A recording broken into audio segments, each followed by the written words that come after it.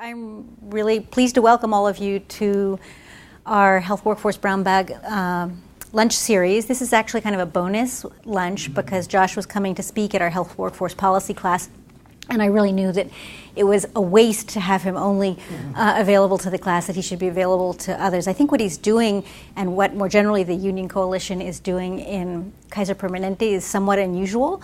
And we in health policy really understand very little about these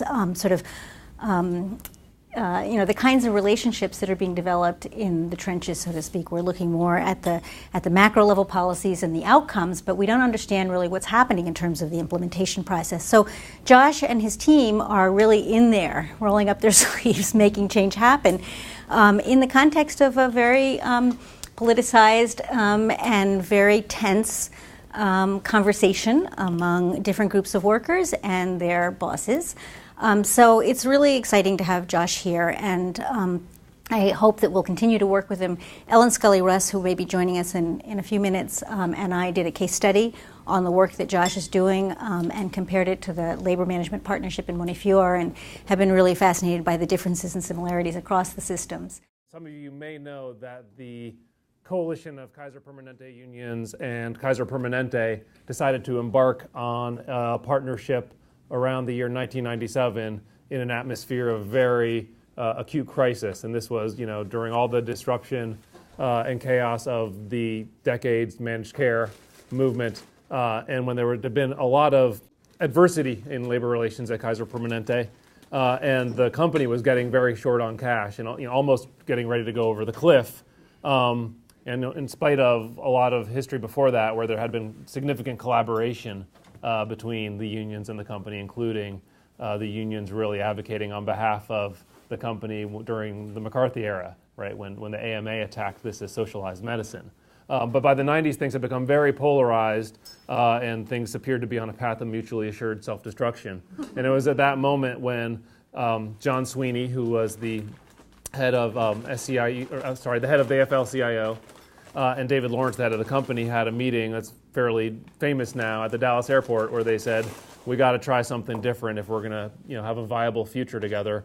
Let's try a partnership strategy. And so out of that broad concept, in the last approximately 19 years, this collaborative approach has evolved into the longest lasting and most successful partnership in American labor relations. And it's really continued to grow and develop as the broader context around it has changed. But the coalition of Kaiser Permanente unions is 29 local unions working together to have a cohesive voice for engaging with the company, which is the biggest not-for-profit health plan in the country, covering 10 million people, and also really the model for integrated care, right, in terms of medical group, hospitals, and health plan.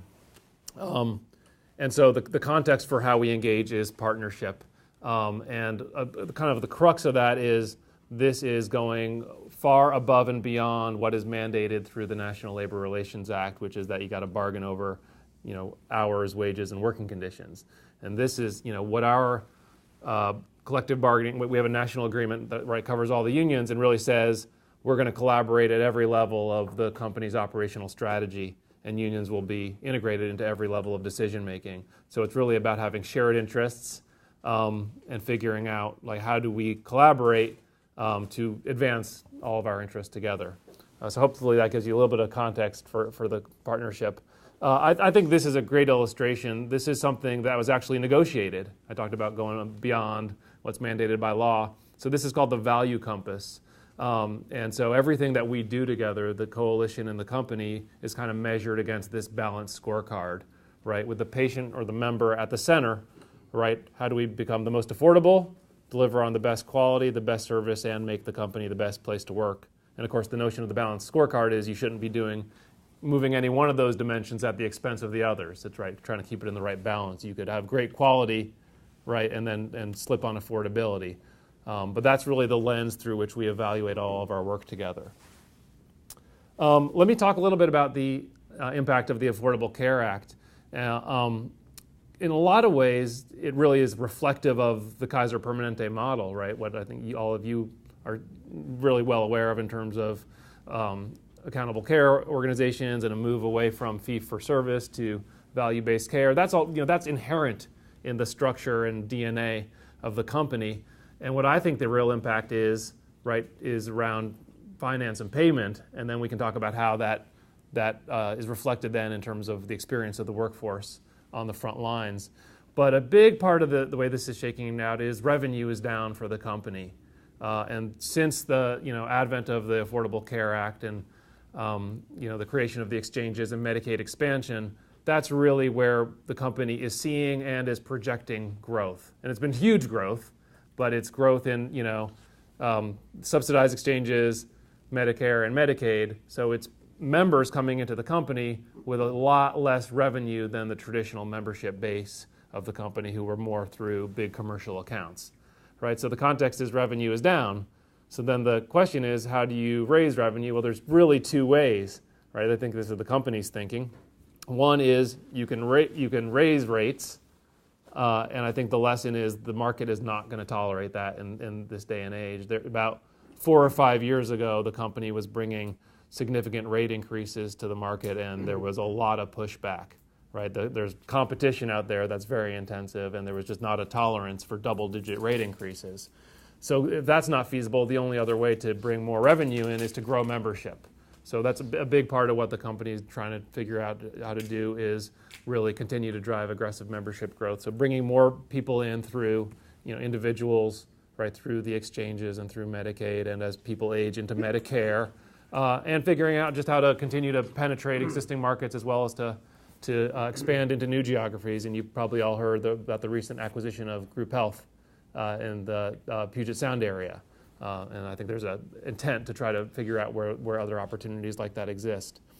But kind of given all of that context, that means that the company needs to also then slow the rate of cost increases. And there's one place where you can see immediately where the front line feels a significant impact. That means the efficiency has to be really, really tight. That waste has to be cut out of the system.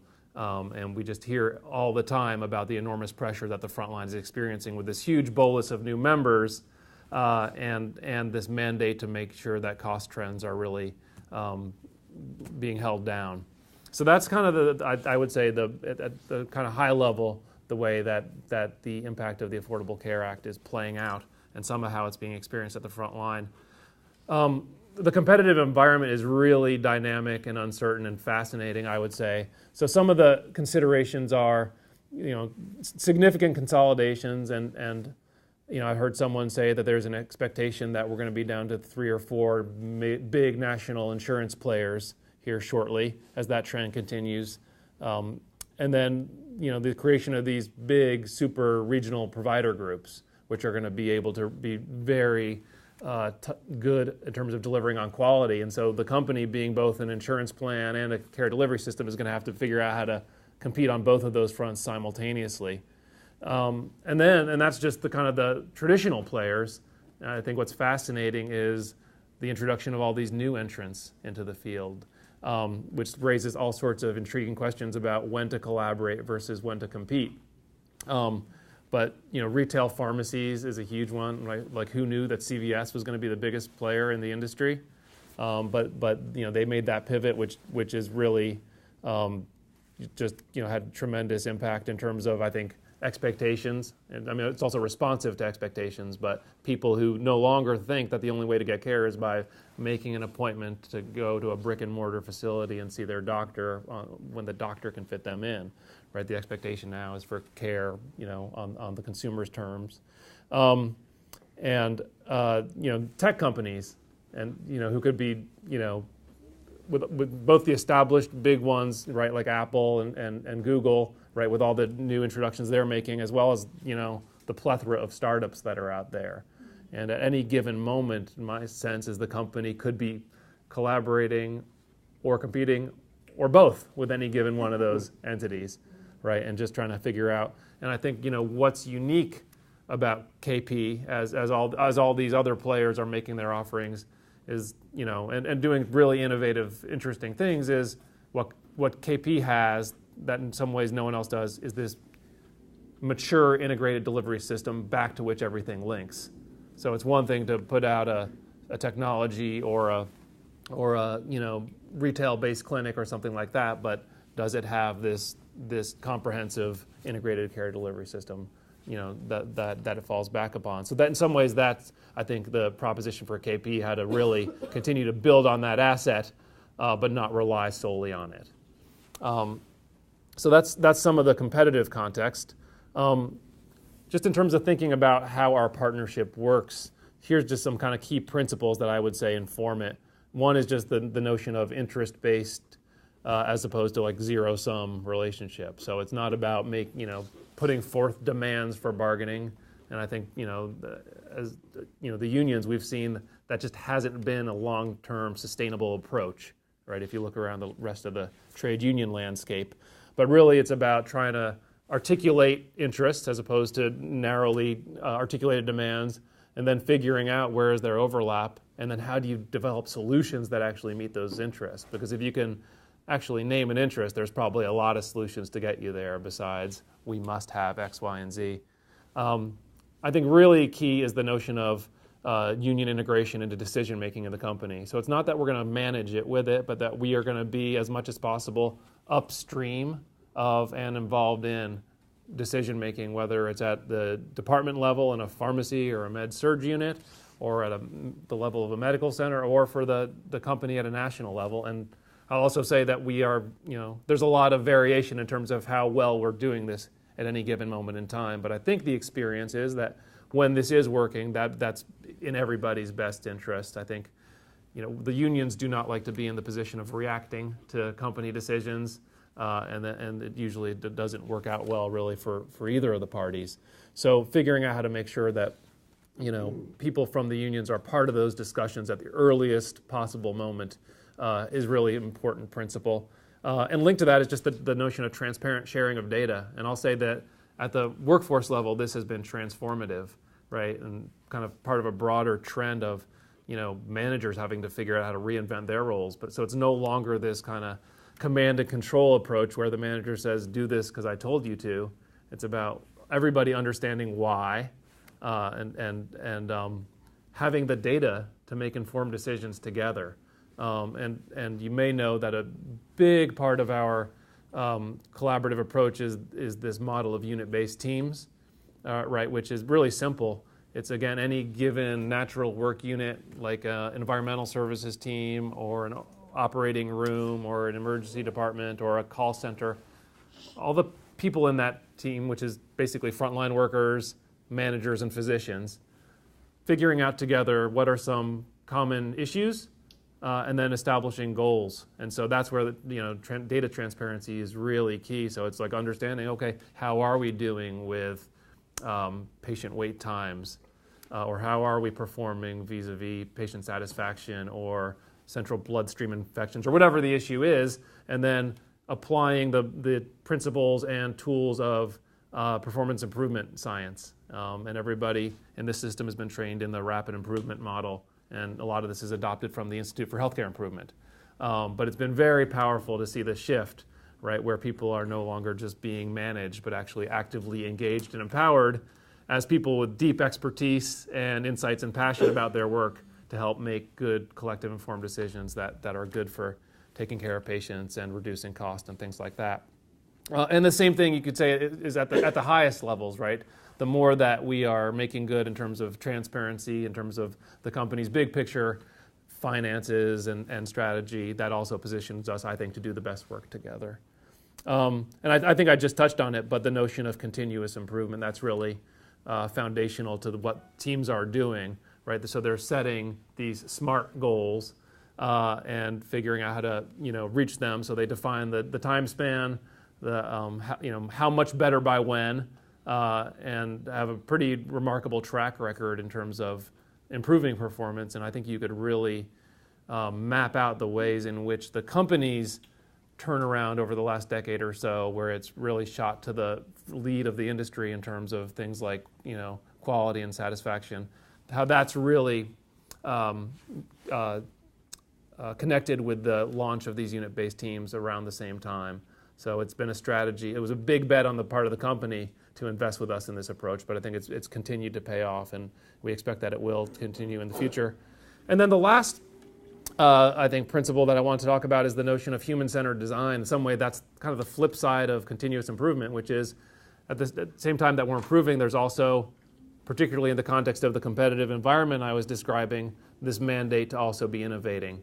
And the notion that the best people to inform the shape and form of a given innovation are the end users. And in healthcare, that's usually patients and frontline workers. So, beyond kind of doing today's work better and more efficiently, it's also, if we're going to strike out into some of these new areas and spaces, how do we engage the people who are end users to really figure out what their interests or needs are and design to those interests and values. So part of how the company is responding, and you can see, I think, pretty clearly the link to the workforce, to both the financial pressures and the growth opportunities of the Affordable Care Act and the competitive environment, is experimenting with a whole range of different care settings and models. So one of them is retail clinics, and we had a very positive learning experience working together approximately 2 years ago to open clinics in 5 Target stores. So this is a model that kind of, the company looked at what was already out there. They actually had a couple of clinics in Walmarts also, which we had a lot of objections to, as you could imagine. And then also looked at, sort of what was in the CVS Minute Clinic model and what was in the model in the incumbent medical office building or clinic model that the company has used for years, and tried to create a model that kind of exceeded all of those in some ways. So this is something that is staffed by a nurse practitioner and an LVN.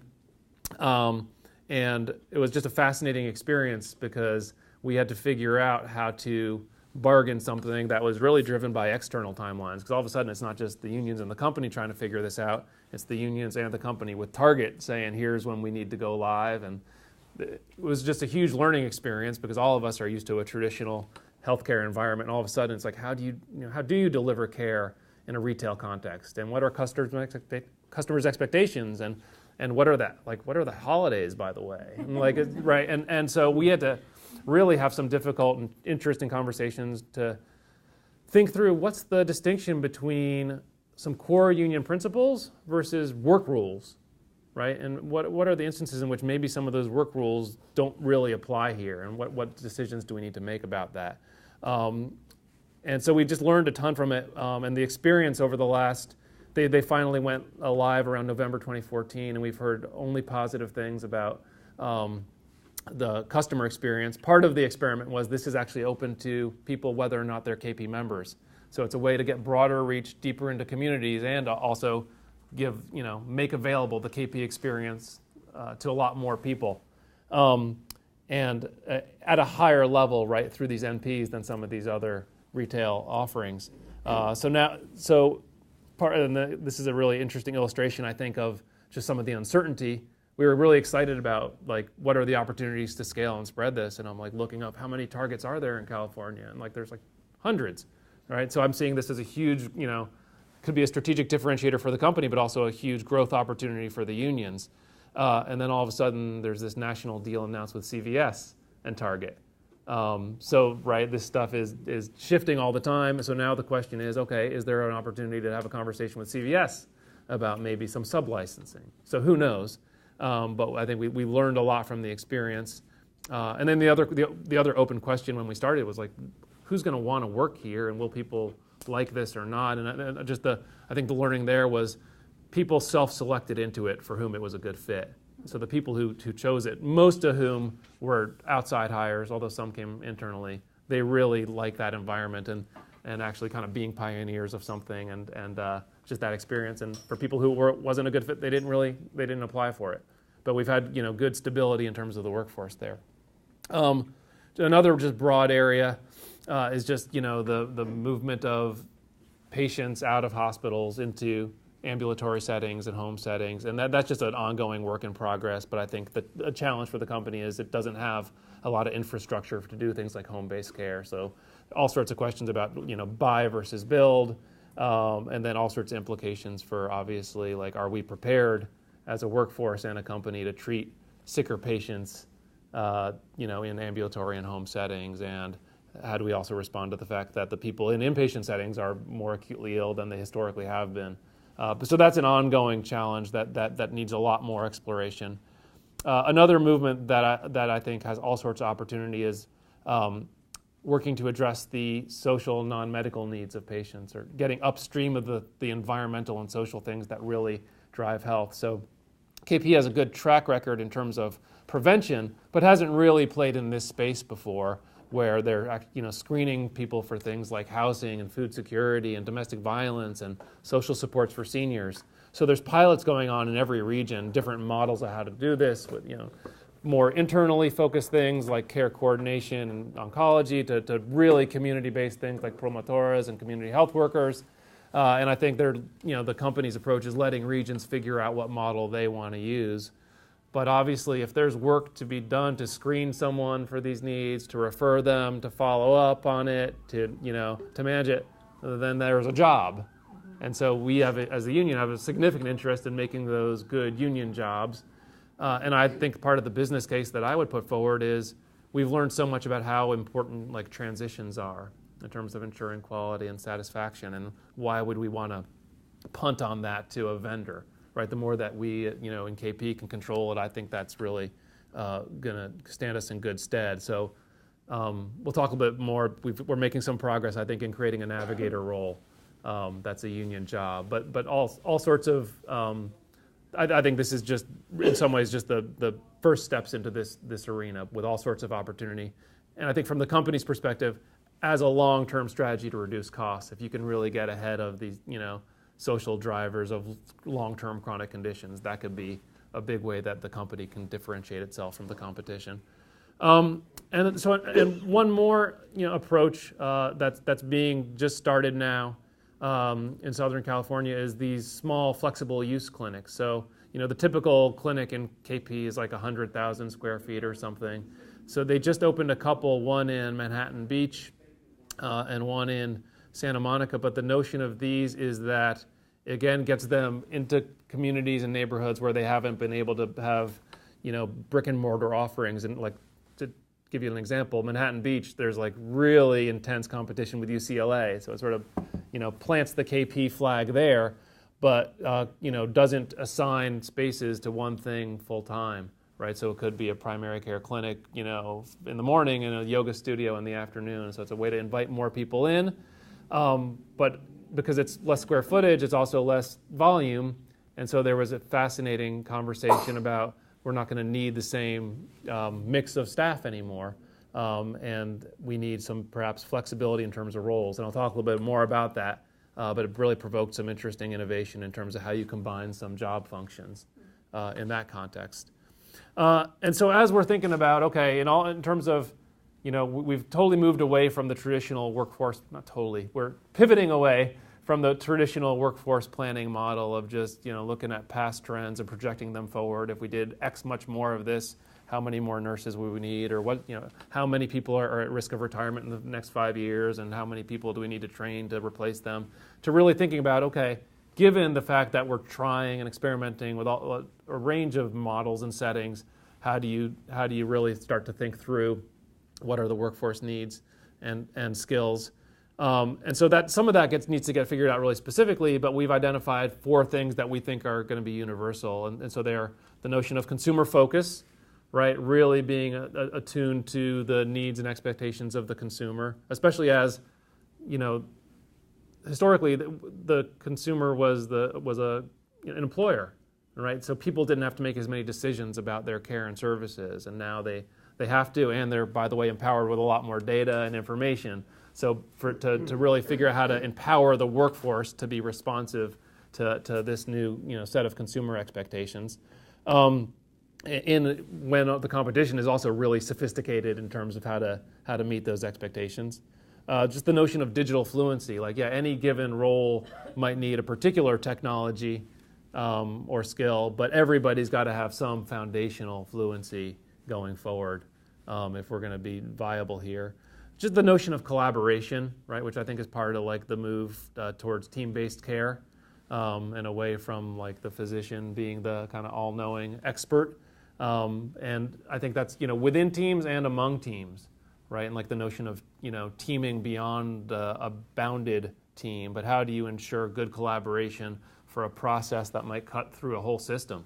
So people have to have, like that really is in some ways a discrete skill set that we need to help people be good about. And then process improvement, which in some ways I think we probably have the biggest head start because we've got this, decades-long history with unit-based teams and people actually living every day, process improvement. But that's going to continue to be important. And again, I think more and more beyond the level of a given bounded team. But those are the kind of critical skills that we think everyone's going to have some basis in. So how are we like making this real? It's really started in the one of the two of the biggest regions in the company in Southern California, and some, just like the partnership itself, some of this work came out of crisis, and there was about 500 people who were.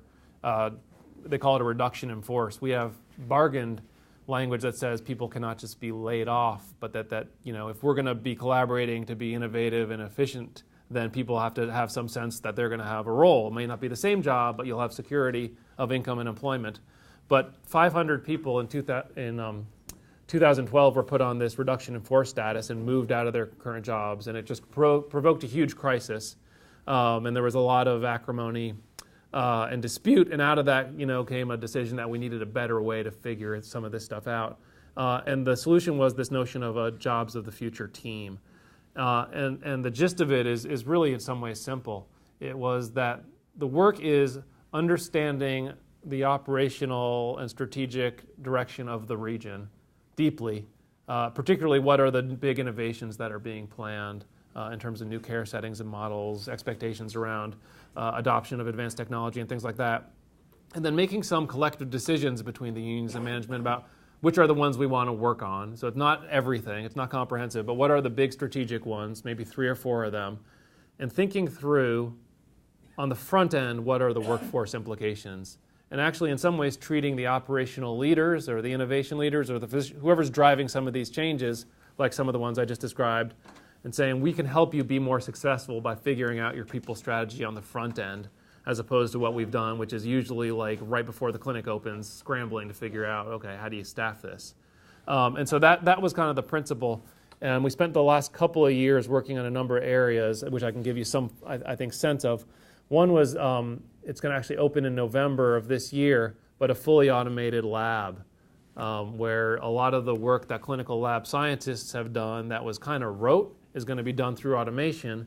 And I think the opportunity here is this then gives them the opportunity actually to practice at the top of their scope, right, and really focus on engaging their critical skills and taking away some of the work that was in some ways just not strategic for them, didn't help them grow, so it can be more efficient and let them really do what they're trained to do.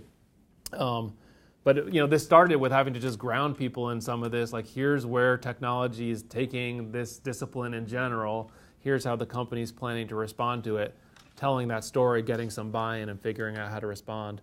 Another was the receptionist role, and this came out of another crisis, which was all sorts of anxiety and concern around these kiosks, right, in clinics, where people could just, as opposed to checking in with a receptionist, could just use their card and check in there. And there was a lot of concern that this was going to make the receptionist job obsolete. And then on the union side, we actually stepped back and had a conversation with ourselves, like, hold on, like this kiosk itself is going to be obsolete before we know it. Shouldn't we step back, reflect and be a little more holistic in how we approach this and really think, all right, how does the receptionist job itself change over time, and how do we actually lead on that as opposed to just reacting to this particular technology? Now, there was a really good conversation, and so we proposed to the company that we take that approach and stop having disagreements about, okay, how many people are using the kiosk and do they really like it and what's the job impact. And so out of that, we created a subgroup of this Jobs of the Future team to look at what is the receptionist role of the future and created this new service representative job. But the notion is it's meets the consumer kind of expectations. So the person's no longer trapped in this kind of stultifying behind the desk job. They're actually allowed to come out, greet the patient, help escort them around, give them a good, positive experience. So it's been, I think, good for the experience of the patient and really good for the receptionist who's got this opportunity to play a whole different role and actually be in motion and not sitting all day. So there's all sorts of opportunities, I think, to spread that throughout the company more. I touched on this other one, but the notion of the multifunctional healthcare worker. So that's for the small footprint clinics. And so the idea is we're going to need some x-rays and maybe need some labs, but we're not going to need them like as a full-time job. So this took a lot of work, but we actually agreed to a couple of models. One is based on the medical assistant, the other on the LVN. So clinic leadership could decide which model they want to use, but where that LVN or MA also is trained and qualified to do some basic imaging and or lab work. So this is the first time that we've actually combined and integrated some of these skills and functions. And so not without controversy, right? Because I think people hold dear to some of these things that have been bargained. But again, we've had to have, challenging conversations just on the union side. Like, what is our interest in just like holding on to the status quo, given how much, flux and change is going on? The patient navigator is another one. That's another subgroup we created. And so we're trying to look at mapping out really systematically what are all the different roles that exist in different pilot forms. So how do we create something that's not redundant and duplicative of other things, but something that's really based on, helping a patient who's got probably all sorts of needs related to behavioral, economic, social needs, and link them to those community resources. So I'm really excited about this because I think it's going to be just a huge growth area, and it lines up perfectly with the union's values, right? We're already trying to work on improving standards of livings and really engaged in communities with lots of these not-for-profit groups and things like that. So I think it just makes sense that we figure out how to make this successful together. And then I talked earlier again about the nursing continuum of care. So there's just ongoing work to figure out, okay, what new skills are we going to need if we're expecting to deploy more nurses into ambulatory settings and home settings, and how do we help them be successful as that movement happens. And so given some of the success of this group, because this really was just a huge breakthrough for us, and in some ways it's baby steps, but it was just a completely new direction and approach for us. We bargained in the national agreement just a year ago that this was going to be now the standard, so that every region, the other 6 regions in the company, also need to integrate this concept into their scope, and that's the work that's happening as we speak. They're having to reconstitute their committees. So could you just say who sits on the committee? Yeah, perfect timing. Yeah, so workforce planning in some ways was kind of like a very insular world of people from with workforce planning expertise and recruitment and a little bit of HR and a few union reps, but it was kind of like a thing unto itself. And in some ways, I would say, candidly, it lacked relevance to the company in terms of being strategic. So, part of the proposition I just described was I was saying, no, you're the client, right? Operational leader. We're going to help you succeed, but that means you got to come be part of this discussion. So it's really meant having people who lead operations, physician leaders, innovation leaders come and be part of this kind of new look team, as well as with people from the unions. And I'll just say one learning that we had was that I don't think we did a great job of really telling our story to 50,000 frontline workers. It was still kind of like happening at a high level here. So, but there's a whole new team just trying to figure out how to have two-way communications so that we can both hear from the front line and be sharing with them constantly what's being developed at this level. Yeah. The consumers, any consumer also? Great question. We have not integrated them onto these Jobs of the Future teams, but we did negotiate language that high-performing unit-based teams will have consumers or patients on them, and so that's part of all. That's also something that we bargain. We collectively bargain goals for improvement together. So we don't just say we'll have unit-based teams. We say every year what percentage of teams will be high-performing, and we've got a whole rubric that talks about for a whole bunch of different measures how to evaluate that. But now high performance has to include a patient being on the team, and there's a whole movement within the company which they call co-design, which overlaps somewhat with that, but is all about involving patients in helping to co-create services and care. So yeah, absolutely. I think more of that, and I think it's a good point. There's probably opportunities to do that here too. So yeah, so the work now is really like, just the kind of the hard work of reaching out in all these other regions and trying to figure out how to engage physician leaders and operational leaders and people like that, and start understanding where the company is going in any given region. How do we do this? Just a quick word about leadership and resources.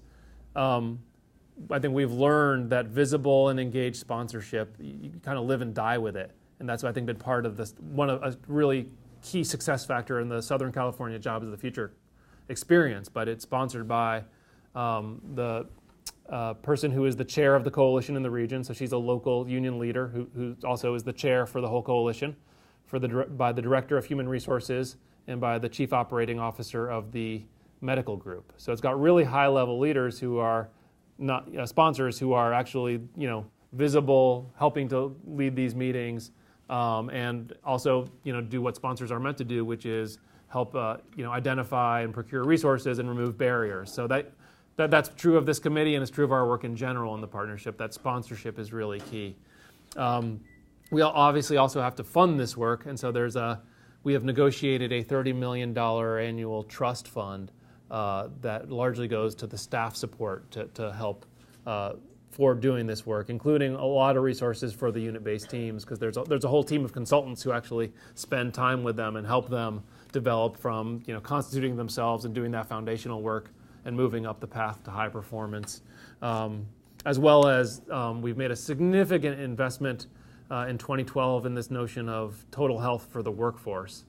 And just the context for that was, a lot of groups, purchasers were coming to the company and saying, okay, you've got this model of total health. How's that working with your workforce? And we had to take a hard look and say, not really well. Our workforce is unfortunately no healthier than the population at large. And we have a huge interest in turning that around for a bunch of reasons. One is just there's an intrinsic value, I think, from the union perspective in doing that. We want our union members to have happy, healthy, long lives. And from a company and union perspective, every risk condition that someone has, whether related to obesity or a chronic condition, adds another $500 to the benefit load. So if we're going to continue to, not go down a race to the bottom approach to bargaining, we need to figure out how to take costs out of the system. And we've identified, besides all the work we're doing on operational efficiency, improving the health of the workforce is really important. So there's all sorts of experiments and work going on to try to do that, as well as collaborating around things like growth, especially for a company like KP, where so much of its core and historic business is with unionized Taft-Hartley trust funds or public sector accounts where the union's not the purchaser, but they've got a lot of say-so in the insurance purchasing process. There's all sorts of opportunities for us to work together and figure out how to solve problems for those customers in ways that are win for the coalition, win for the company, and win for the unions that are the purchasers. And we've got a pretty comprehensive LM, labor management partnership communications team and strategy that's to tell this story in an ongoing way that's compelling, and to really make these resources available as we continue to learn and develop together.